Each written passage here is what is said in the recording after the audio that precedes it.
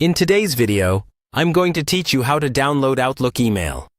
We'll walk through this in a clear, simple way so you can save copies of your important messages directly to your computer. This is really helpful if you need to back up emails, keep a record for work or school, or just store certain messages offline for easy access later. First, open your web browser and go to your usual Outlook sign-in page. Sign in with your account details and wait for your inbox to load fully.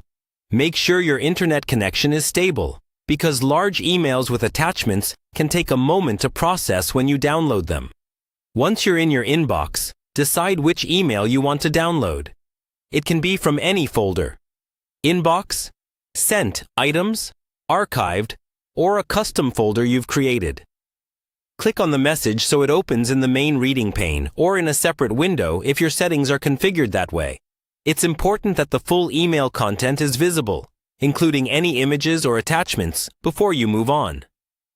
Look for the More Options menu for that email. Depending on the version of Outlook you're using, this is usually represented by 3 dots or a small drop-down arrow near the top of the message next to Reply and Forward. Click on that menu to expand it and look through the list of available actions. In this menu, you should see an option related to downloading or saving the email. It might say something like Download Message, Save As, or View Message Source, followed by a way to save it.